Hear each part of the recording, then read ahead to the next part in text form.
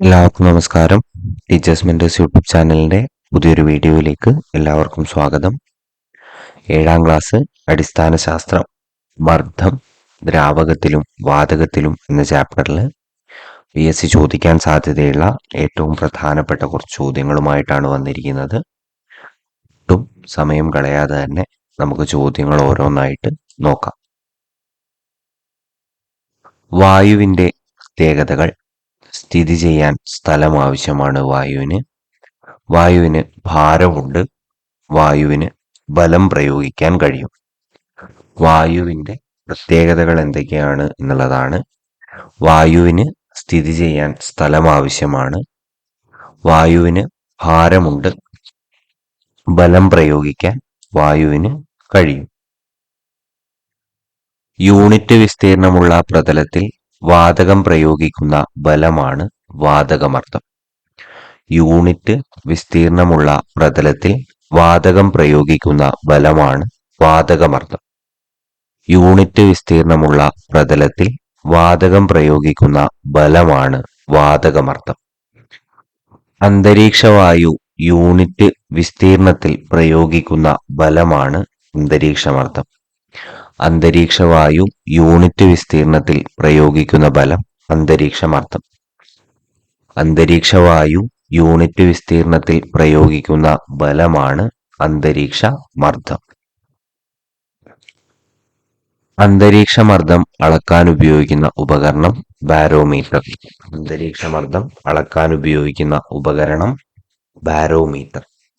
അന്തരീക്ഷമർദ്ദം അളക്കാൻ ഉപയോഗിക്കുന്ന ഉപകരണമാണ് ബാരോമീറ്റർ. തുറന്ന ഭാഗം അടച്ചു പിടിച്ചുകൊണ്ട് സൂചി നീക്കം ചെയ്ത ഒരു സിറിഞ്ചിന്റെ പിസ്റ്റൺ പിന്നോട്ട് വലിക്കുമ്പോൾ ബാരലിനകത്തെ വായുവിന്റെ മർദ്ദത്തിന് എന്ത് സംഭവിക്കുന്നു? മർദ്ദം കുറയുന്നു. തുറന്ന ഭാഗം അടച്ചു പിടിച്ചുകൊണ്ട് സൂചി നീക്കം ചെയ്ത ഒരു സിറിഞ്ചിന്റെ പിസ്റ്റൺ പിന്നോട്ട് വലിക്കുമ്പോൾ ബാരലിനകത്തെ വായുവിന്റെ മർദ്ദത്തിന് എന്ത് സംഭവിക്കുന്നു? വായുവിന്റെ മർദ്ദം കുറയുകയാണ് ചെയ്യുന്നത്. തുറന്ന ഭാഗം അടച്ചു പിടിച്ചുകൊണ്ട് സൂചി നീക്കം ചെയ്ത ഒരു സിറിഞ്ചിന്റെ പിസ്റ്റൺ പിന്നോട്ട് വലിക്കുമ്പോൾ ബാരലിനകത്തെ വായുവിന്റെ മർദ്ദത്തിന് എന്ത് സംഭവിക്കുന്നു എന്ന് ചോദിച്ചു കഴിഞ്ഞാൽ കുറയുകയാണ് ചെയ്യുന്നത്. തുറന്ന ഭാഗം അടച്ചു പിടിച്ചുകൊണ്ട് സൂചി നീക്കം ചെയ്ത ഒരു സിറിഞ്ചിന്റെ പിസ്റ്റൺ ഉള്ളിലേക്ക് തള്ളുമ്പോൾ അകത്തെ വായു തിങ്ങി ഞെരുങ്ങുന്നു. ഈ വായുവിന് പുറത്തേക്ക് വായുവിനേക്കാൾ മർദ്ദം കൂടുതലായിരിക്കും. തുറന്ന ഭാഗം അടച്ചു പിടിച്ച് സൂചി നീക്കം ചെയ്ത ഒരു സിറിഞ്ചിന്റെ പിസ്റ്റൺ ഉള്ളിലേക്ക് തള്ളുമ്പോൾ അകത്തെ വായു തിങ്ങി ഞെരുങ്ങുന്നു. ഈ വായുവിന് പുറത്തെ വായുവിനേക്കാൾ മർദ്ദം കൂടുതലായിരിക്കും. തുറന്ന ഭാഗം അടച്ചു പിടിച്ച് സൂചി നീക്കം ചെയ്ത ഒരു സിറിഞ്ചിന്റെ പിസ്റ്റൺ ഉള്ളിലേക്ക് തള്ളുമ്പോൾ അകത്തെ വായു തിങ്ങി ഞെരുങ്ങുന്നു. ഈ വായുവിന് പുറത്തെ വായുവിനേക്കാൾ മർദ്ദം കൂടുതലായിരിക്കും. 1664 ആദ്യമായി ബാരോമീറ്റർ നിർമ്മിച്ചത് ടോറിസെല്ലി ആണ്. 1664 ആദ്യമായി ബാരോമീറ്റർ നിർമ്മിച്ചത് ടോറിസെല്ലി. 1608 ഒക്ടോബർ 15 ഇറ്റലിയിൽ ജനിച്ച ശാസ്ത്രജ്ഞനാണ് ടോറിസെല്ലി. അപ്പൊ ടോറിസെല്ലിയുടെ ബർത്ത് ഡേറ്റ് ഒന്ന് ഓർത്തിരിക്കുക.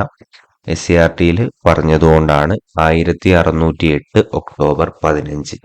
അദ്ദേഹം ജനിച്ചത് ഇറ്റലിയിലാണ്. 1608 ഒക്ടോബർ 15 ഇറ്റലിയിൽ ജനിച്ച ശാസ്ത്രജ്ഞനാണ് ടോറിസെല്ലി. ഗലീലിയോടൊപ്പം പ്രവർത്തിക്കുന്നതിനായി ടോറിസെല്ലി ഫ്ലോറൻസിലേക്ക് പോയത് എപ്പോഴാന്ന് ചോദിച്ചാൽ 1641. ഗലീലിയോടൊപ്പം പ്രവർത്തിക്കുന്നതിനായി ടോറിസെല്ലി ഫ്ലോറൻസിലേക്ക് പോയത് 1641. ഗലീലിയോടൊപ്പം പ്രവർത്തിക്കുന്നതിനായി ടോറിസെല്ലി ഫ്ലോറൻസിലേക്ക് പോയത് 1641. ടോറിസെല്ലി ആരുടെ നിർദ്ദേശപ്രകാരമാണ് മെർക്കുറി ഉപയോഗപ്പെടുത്തി ബാരോമീറ്റർ തത്വം ആവിഷ്കരിച്ചത്? Galileo Galilei. ടോറിസെല്ലി ആരുടെ നിർദ്ദേശപ്രകാരമാണ് മെർക്കുറി ഉപയോഗപ്പെടുത്തി ബാരോമീറ്റർ തത്വം ആവിഷ്കരിച്ചത് എന്ന് ചോദിച്ചിട്ടുണ്ടെങ്കിൽ അത് ഗലീലിയോ ഗലീലിയാണ്. ടോറിസെല്ലി ആരുടെ നിർദ്ദേശപ്രകാരമാണ് മെർക്കുറി ഉപയോഗപ്പെടുത്തി ബാരോമീറ്റർ തത്വം ആവിഷ്കരിച്ചത് എന്ന് ചോദിച്ചിട്ടുണ്ടെങ്കിൽ ഗലീലിയോ ഗലീലിയുടെ നിർദ്ദേശപ്രകാരമാണ് മെർക്കുറി ഉപയോഗപ്പെടുത്തിയിട്ട് അദ്ദേഹം ബാരോമീറ്റർ തത്വം ആവിഷ്കരിച്ചിട്ടുള്ളത്. അന്തരീക്ഷമർദ്ദത്തിൽ ഉണ്ടാകുന്ന വ്യത്യാസം മൂലമാണ് ട്യൂബിലെ മെർക്കുറിയുടെ നിരപ്പ് മാറുന്നതെന്ന് കണ്ടെത്തുകയും ഇതനുസരിച്ച് 1644 ബാരോമീറ്റർ നിർമ്മിക്കുകയും ചെയ്ത ശാസ്ത്രജ്ഞനാണ് ടോറിസെല്ലി. അന്തരീക്ഷമർദ്ദത്തിൽ ഉണ്ടാകുന്ന വ്യത്യാസം മൂലമാണ് ട്യൂബിലെ മെർക്കുറിയുടെ നിരപ്പ് മാറുന്നതെന്ന് കണ്ടെത്തുകയും ഇതനുസരിച്ച് 1644 ബാരോമീറ്റർ നിർമ്മിക്കുകയും ചെയ്ത ശാസ്ത്രജ്ഞനാണ് ടോറിസെല്ലി.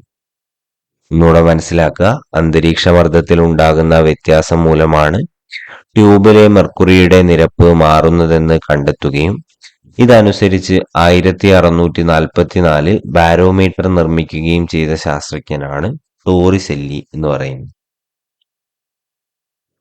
അന്തരീക്ഷമർദ്ദം അടിസ്ഥാനമാക്കി പ്രവർത്തിക്കുന്ന ഉപകരണങ്ങളാണ് സിറിഞ്ച്, ഡ്രോപ്പർ, സ്ട്രോ, സൈഫൺ എന്നിവ.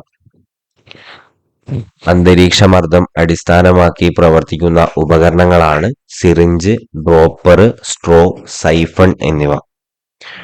അന്തരീക്ഷമർദ്ദം അടിസ്ഥാനമാക്കി പ്രവർത്തിക്കുന്ന ഉപകരണങ്ങളാണ് സിറിഞ്ച്, ഡ്രോപ്പർ, സ്ട്രോ, സൈഫൺ എന്നിവ. തറയിൽ സ്ഥാപിച്ചിരിക്കുന്ന രണ്ട് തൂണുകൾക്കിടയിൽ കമ്പ് കെട്ടി അതിലൊരുപോലെയുള്ള രണ്ട് പ്ലാസ്റ്റിക് ബോളുകൾ തറയിൽ തൂക്കിയിട്ട് ബോളുകൾക്കിടയിലൂടെ ഊതിയാൽ എന്ത് സംഭവിക്കുന്നു? ബോളുകൾ തമ്മിൽ അടുത്ത് വരികയാണ് ചെയ്യുക. തറയിൽ സ്ഥാപിച്ചിരിക്കുന്ന രണ്ട് തൂണുകൾക്കിടയിൽ കമ്പ് കെട്ടി അതിലൊരുപോലെയുള്ള രണ്ട് പ്ലാസ്റ്റിക് ബോളുകൾ ചരടിൽ നമ്മൾ തൂക്കിയിടുകയാണ്. അതിനുശേഷം ബോളുകൾക്കിടയിലൂടെ ഊതിയാൽ എന്ത് സംഭവിക്കും? ആ രണ്ട് ബോളുകൾ എന്ത് ചെയ്യും? അടുത്ത് വരും എന്നുള്ളത് നമുക്ക് കാണാൻ കഴിയും. വായു വേഗത്തിൽ ചലിക്കുമ്പോൾ മർദ്ദം കുറയുന്നു. ഈ തത്വം വിശദീകരിച്ചത് ബെർണോളി എന്ന ശാസ്ത്രജ്ഞനാണ്. അതിനാൽ ഈ തത്വം അറിയപ്പെടുന്നത് ബെർണോളിയുടെ തത്വം അഥവാ ബെർണോളിസ് പ്രിൻസിപ്പിൾ എന്നാണ്. വായു വേഗത്തിൽ ചലിക്കുമ്പോൾ മർദ്ദം കുറയുന്നു എന്നുള്ളതാണ് നമ്മുടെ ബെർണോളിയുടെ തത്വം അല്ലെങ്കിൽ ബെർണോളിസ് പ്രിൻസിപ്പിൾ എന്ന് പറയുന്നത്. ഈ ഒരു തത്വം വിശദീകരിച്ചത് ബെർണോളി ആയതുകൊണ്ടാണ് ആ ഒരു പേരിൽ ഇതറിയപ്പെടുന്നത്. വായു വേഗത്തിൽ ചലിക്കുമ്പോൾ മർദ്ദം കുറയുന്നു. ഈ തത്വം വിശദീകരിച്ചത് ബെർണോളി എന്ന ശാസ്ത്രജ്ഞനാണ്. അതിനാൽ ഈ തത്വം അറിയപ്പെടുന്നത് ബെർണോളിയുടെ തത്വം അഥവാ ബെർണോളിസ് പ്രിൻസിപ്പിൾ എന്നാണ് എന്നുള്ളത് ഓർത്തിരിക്കുക. വിമാനം പറന്നുയരുന്നത്, കാറുകളുടെ എയറോഡൈനാമിക് ഘടന എന്നിവ ഏത് തത്വത്തിന്റെ അടിസ്ഥാനത്തിലാണ് പ്രവർത്തിക്കുന്നത്? ബെർണോളി തത്വം. വിമാനം പറന്നുയരുന്നത്, കാറുകളുടെ എയറോഡൈനാമിക് ഘടന എന്നിവ ഏത് തത്വത്തിന്റെ അടിസ്ഥാനത്തിലാണ് പ്രവർത്തിക്കുന്നത്? ബെർണോളി തത്വം. വിമാനം പറന്നുയരുന്നതും കാറുകളുടെ എയറോഡൈനാമിക് ഘടന എന്നിവ ഏത് തത്വത്തിന്റെ അടിസ്ഥാനത്തിലാണ് പ്രവർത്തിക്കുന്നത്? ബെർണോളി തത്വത്തിന്റെ അടിസ്ഥാനത്തിലാണ് പ്രവർത്തിക്കുന്നത്. ഒരു ദ്രാവകം ഉപയോഗിക്കുന്ന മർദ്ദം അറിയപ്പെടുന്നത് ദ്രാവകമർദ്ദം എന്നാണ്. ദ്രാവകം ഉപയോഗിക്കുന്ന മർദ്ദം ദ്രാവകമർദ്ദം. ഒരു ദ്രാവകം ഉപയോഗിക്കുന്ന മർദ്ദം അറിയപ്പെടുന്നത് ദ്രാവകമർദ്ദം എന്നാണ്. ദ്രാവകമർദ്ദം അളക്കാൻ ഉപയോഗിക്കുന്ന ഉപകരണമാണ് മർദ്ദം മാപിനി എന്നുള്ളത്. ദ്രാവകമർദ്ദം അളക്കാൻ ഉപയോഗിക്കുന്ന ഉപകരണമാണ് മർദ്ദം മാപിനി എന്നുള്ളത് അവിടെ ഓർത്തിരിക്കുക. കയ്യിൽ ഒരു പോളിത്തീൻ സഞ്ചി മുറുക്കി കെട്ടിയ ശേഷം ബക്കറ്റിലെ വെള്ളത്തിൽ കൈ താഴ്ത്തുമ്പോൾ സഞ്ചി കയ്യിൽ ഒട്ടിപ്പിടിക്കുന്നതിനുള്ള കാരണം ദ്രാവകമർദ്ദമാണ്. നമ്മൾ കയ്യിൽ ഒരു പോളിത്തീൻ സഞ്ചി നന്നായിട്ട് മുറുക്കി കെട്ടുക, എന്നിട്ട് ബക്കറ്റിൽ വെള്ളമെടുത്ത് കൈ താഴ്ത്തുമ്പോൾ നമുക്ക് കാണാൻ കഴിയുക സഞ്ചി നമ്മുടെ കയ്യിൽ ഒട്ടിപ്പിടിക്കുന്നതാണ് ഇതിനുള്ള കാരണം ദ്രാവകമർദ്ദമാണ്. ദ്രാവക ഉപരിതലത്തിൽ നിന്നുള്ള ആഴം കൂടുന്തോറും ദ്രാവകമർദ്ദത്തിന് എന്ത് സംഭവിക്കുന്നു എന്ന് ചോദിച്ചാൽ ദ്രാവകമർദ്ദം കൂടുന്നു. കൂടുതൽ ആഴത്തിലേക്ക് പോകുന്തോറും കൂടുതലായിട്ട് ദ്രാവകമർദ്ദത്തിലേക്ക് ദ്രാവകമർദ്ദം കൂടുന്നതാണ് ചെയ്യുക. ഇപ്പൊ നമ്മളൊരു ബക്കറ്റ് എടുത്തു കഴിഞ്ഞാൽ ആ ഒരു ബക്കറ്റിൽ ഏറ്റവും ഉപരിതലത്തിൽ ദ്രാവകമർദ്ദം കുറവും ഏറ്റവും ഉള്ളിലേക്ക് ആഴം കൂടുന്തോറും ദ്രാവകമർദ്ദം കൂടുതലുമായിരിക്കും എന്നുള്ളത് അവിടെ തിരിച്ചറിയാം. ദ്രാവക ഉപരിതലത്തിൽ നിന്നുള്ള ആഴം കൂടുന്തോറും ദ്രാവകമർദ്ദത്തിന് എന്ത് സംഭവിക്കുന്നു? ദ്രാവകമർദ്ദം കൂടുകയാണ് ചെയ്യുക. ഇത്രയുമാണ് ഈ ഒരു ചാപ്റ്ററിലുള്ളത്. വീഡിയോ ഇഷ്ടമാവുന്നുണ്ടെങ്കിൽ വീഡിയോ ലൈക്ക് ചെയ്യുക, ചാനൽ സബ്സ്ക്രൈബ് ചെയ്യുന്ന കാര്യം പരിഗണിക്കുക. നിങ്ങളുടെ അഭിപ്രായങ്ങൾ കമന്റ് ബോക്സിലൂടെ എഴുതി അറിയിക്കുക. അടുത്ത ഒരു വീഡിയോവുമായിട്ട് വരുന്നതുവരെ thank you. Have A nice day.